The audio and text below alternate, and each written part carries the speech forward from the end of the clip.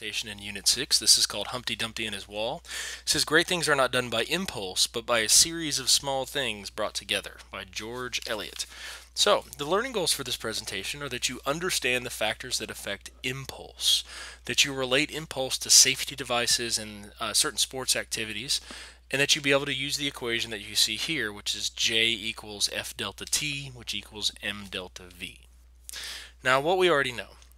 We already know that objects with mass and velocity have momentum. We do know that velocity can change, and that's a very common change for certain systems. We also know that mass can change, although that's not nearly as common as you see when you have changes in velocity. So these are things that we already know.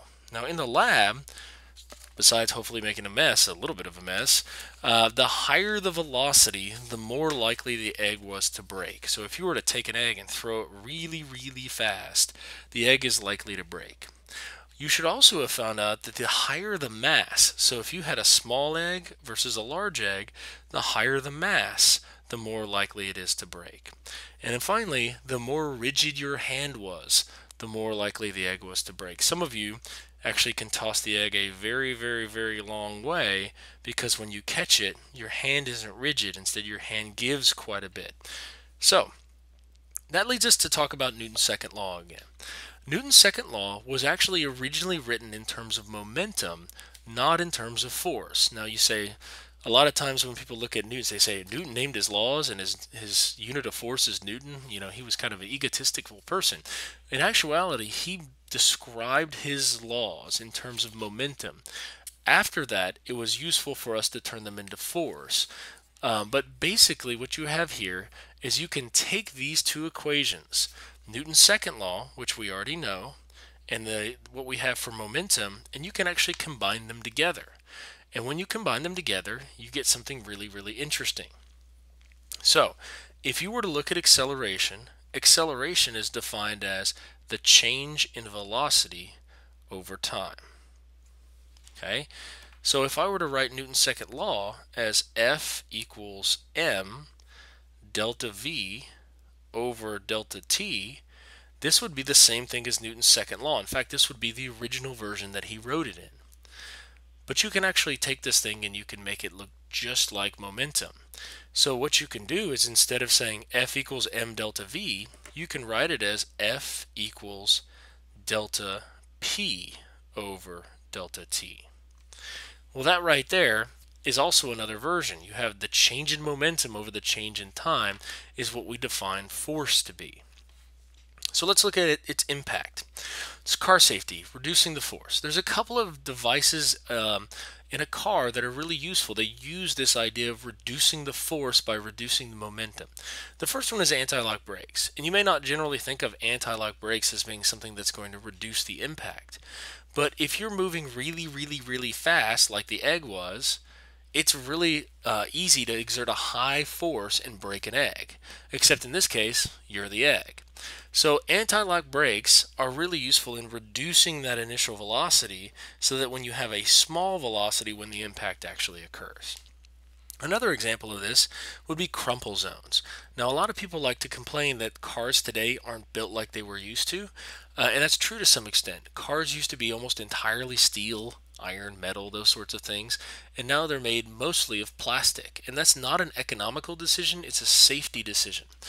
Cars are designed that when they impact something, that the front end of the car crumples. And the reason why is whenever it crumples, it will actually reduce the force that's exerted on the passengers. You can see the same thing when you have padded dashboards. The dashboard and the steering wheels used to be metal, but you wouldn't know what it would feel like if you were going to hit a metal. It's the same thing. You have a padded dashboard, so it's decreasing the impact force. Airbags work by the same principle. So the constructing the cars out of synthetic materials and crumple zones are very useful. Another example of reducing the force is that cars are actually constructed out of synthetic materials that actually reduce the mass of the car. You know how we said a large egg and a small egg? It's a whole lot easier to break the large egg. Well, that's true, and cars are actually roughly 2/3 of the weight of what they were in the 1970s, or 2/3 the mass of what they were in the 1970s. So this is a case in which we want to reduce the force, but what if we want to increase the force? like whenever we hit a baseball. Whenever you hit a baseball, there's a couple of things you can do. You can swing really hard. In other words, you can increase the force. Okay, well, that makes a lot of sense. If I want to hit the baseball really far, I'll swing really hard. But there's a couple of other things that you can do. You can increase the contact time. In other words, you can increase how long the ball and the bat are actually touching each other. And why you would do that, or how you would do that, is to follow through. Now, a lot of times in sports, they tell people to follow through to help you control where the ball goes or to help you control what's going on. What you're doing is you're increasing the contact time this thing is exposed to, and you're increasing the force or the amount of control that you have. Now, in this particular case, you aren't allowed to change the mass. You can't change the mass of a baseball to make it go further. But if it was lighter, it'd be a whole lot easier. It's easier to hit a tennis ball really far than it is to hit a baseball. So let's look at these ideas. Why are boxers taught to roll with the punch? Now, rolling with the punch is kind of a common phrase that people say every day. And the reason why is if you have a force, if you have something that's going to impact you, one of the ways that you can decrease that force is to increase the impact time or increase the time that this thing is going to occur. Just like crumple zones, airbags. Okay, all of these things are an example of rolling with the punch or decreasing the force that's exerted.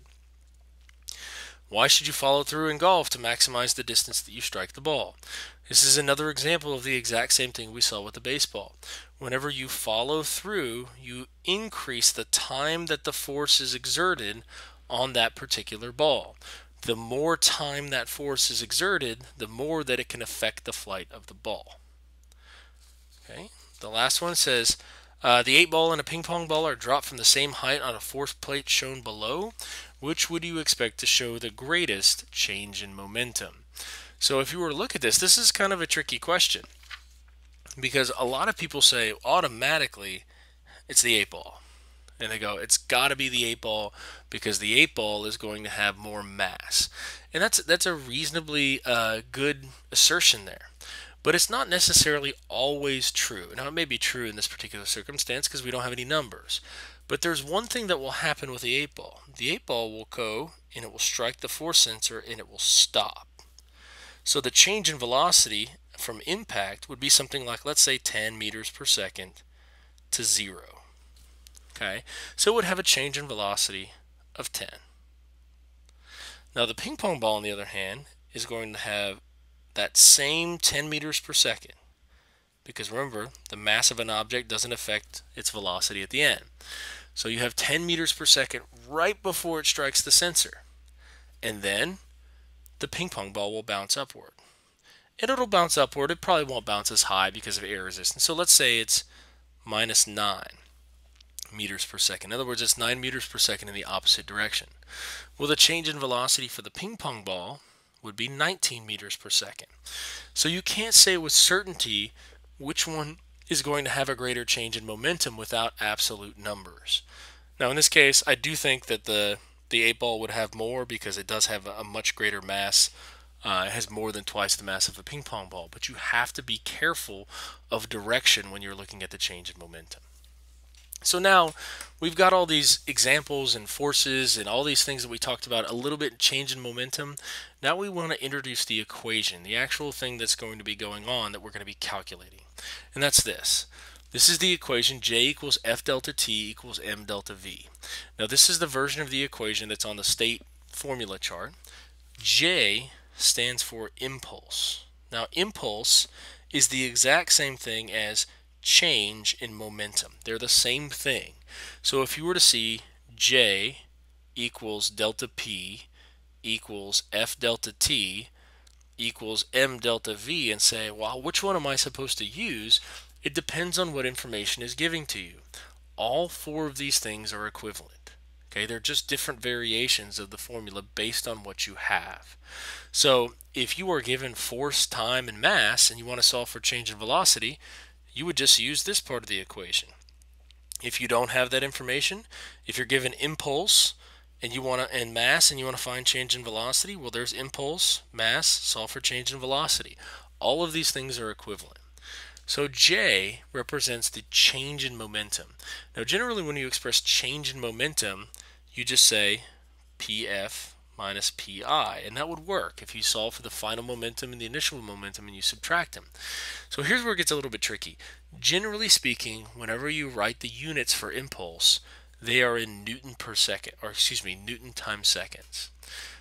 Whenever you do momentum, they're in kilogram meters per second, which is kind of strange because that would be like me saying 5 meters minus 2 meters is 3 something else. But that's the way that it works. And the reason why it works that way is these two units, a kilogram meter per second and a Newton second, are actually the exact same thing. It is convention that we generally use Newton seconds because this is usually what we're interested in when we talk about impulse momentum. So let's look at a couple of examples to see if we can figure these out. It says a 5,000 kilogram Mack truck is initially at rest at an intersection. When the light turns green, the engine pushes the car with a force of 100 newtons for 24 seconds. What is the final velocity of the truck? So remember, this was a tough example that we talked about last time. We had to use Newton's second law and solve for the acceleration, and once we had the acceleration, we had to apply if that and all those sorts of things. Now we can do all those calculations using one formula. So let's look at our given. We know that we're trying to solve for the final velocity. So we're looking for VF. I do know the mass is 5,000 kilograms. I also know that it starts at rest. The initial velocity is 0. I also know that the force applied to it was 100 newtons. And I also know that this occurred over 24 seconds. So the equation that I have, remember I'm going to use J equals delta P equals F delta T equals M delta V. Now I want to look and see what I'm trying to solve for and what information I have. I'm trying to solve for final velocity. This is the only part of the equation that has velocity in it. So I know I'm going to use that side. Now I also know that I have F and T, which means I'm going to use this as well.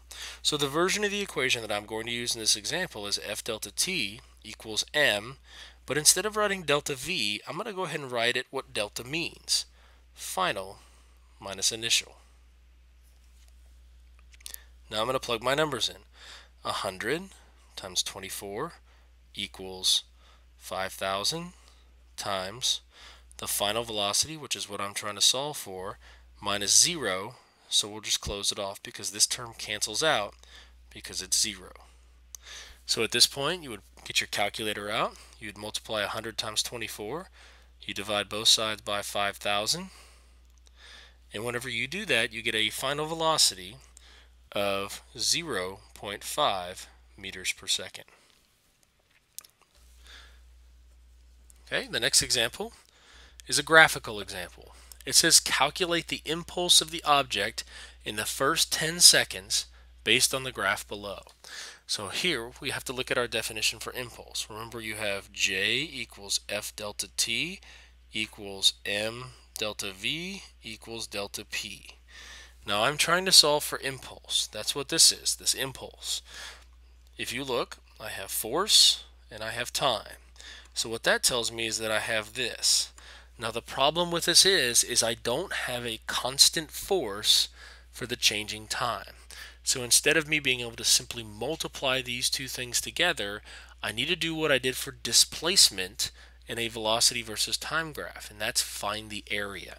So I'm going to draw a line down at 10 seconds. When I draw a line down at 10 seconds, I see that I have this shape right here. It's kind of a weird shape, but what I can do is I can take this thing and I can split it into two shapes that I can see relatively well. The first shape is a triangle. The area of a triangle is calculated as 1/2 the base times the height. I have a base of 5, I have a height of 20. 1/2 of the base times the height ends up being a total area of 50. So now I look at the second part of this thing. The second part of this one says we have a square at 5 and 20. You multiply these things out, you get 100. 100 plus 50 gives you 150 as the total impulse, which is measured in Newton seconds. The next example is another proficient level example. It says the longest center field in baseball is 500 feet away.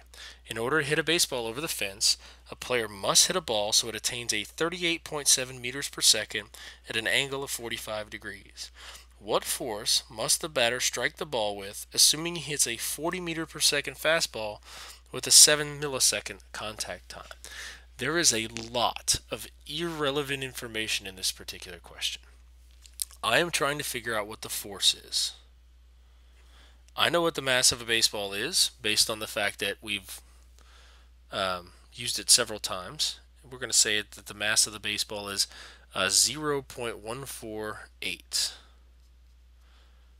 Okay, I think we used 0.140 before, but maybe this ball's a little wet. So now I know that the initial velocity is headed toward the batter, and it's headed toward the batter at 40 meters per second. I do know that the final velocity has got to be 38.7 meters per second, but it needs to be that in the opposite direction. So I need to define one of these terms right here as being a positive or negative. So what I'm going to do is I'm going to define the initial velocity as being negative. Whenever I do this, I now use the equation. I have to use the equation J equals delta P equals F delta T equals M delta V. Now if you're looking, I have M and change in velocity, so I have that information, and I'm trying to solve for force. Okay, so I also forgot the time here is 7 milliseconds. 7 milliseconds is 0.007 seconds. So now I can plug in my numbers. F times 0.007 equals the mass, 0.148, times the change in velocity. Now, the change in velocity is going to be 38.7 minus a minus 40, which is going to give us 78.7. Divide both sides by 0.007, and you end up with a rather high force of about 1,660 newtons. The next example we have says a ping pong ball launcher is placed on a frictionless surface. The ping pong ball launcher is capable of firing a 2.7 gram ball. This projectile is fired from the rest position to 24 meters per second when hit by a firing pin with a contact time of 4 milliseconds. What is the force exerted on the ping pong ball launcher? So the information that you're given is for the ball, and it wants to know what's the force on the ping pong ball launcher, which is represented by the paddle here. So this requires you to know Newton's third law. Remember, Newton's third law says for every force that's exerted, like the force on the ball, there's an equal and opposite force. So the force that's exerted on the ping pong ball launcher is going to be the same as that's exerted on the ball. So let's go ahead and calculate the force exerted on the ball. Once again, I'm looking for the force. I know the mass is 2.7 grams, which means I'm going to have to convert to 0.0027 kilograms. You know that the initial velocity is 0, the final velocity is 24, and that the time that it takes is 0.004 seconds. Okay, once you have all this information right here, you can plug it into the equation. F delta T equals M delta V. You can plug in the force times 0.004 is equal to the mass, 0.0027, times the change in velocity, which is 24. Once you have these numbers plugged in, you go ahead and solve by dividing both sides by 0.004. When you do that, you get the force ends up being something along the lines of 16.2 newtons. In this last example, Mastery B5, it says a 0.4 kilogram super ball is dropped from a height of 25 meters, rebounding to a height of 20 meters. A force sensor on the ground records the average force during the collision to be 280 newtons. So we know this thing is 280 newtons. And it says we want to know how long the ball is in contact with the ground. So I'm looking for the contact time. Well, in order to solve for that, I know I can use the formula F delta T is equal to M delta V. Well, I do have the M. The M makes it kind of easy. It's 0.4 kilo to go off of in terms of the velocities, other than the fact that I know the height that it was dropped from. So I can say that the height this thing was dropped from was 25 meters. So I'm going to use the law of conservation of energy, what we just talked about. And I'm going to say that the gravitational potential energy of the ball is equal to the kinetic energy of the ball right as it strikes the ground. So that lets me know that I have mass times gravity times height is equal to 1/2 mass times the velocity squared. Mass is going to cancel out of both terms. I know that the gravity on Earth is 9.8, and I know that the height is 20. I can say 1/2 velocity squared. I can multiply both sides by 2, and when I do that, this cancels out and allows me to take the square root of both sides.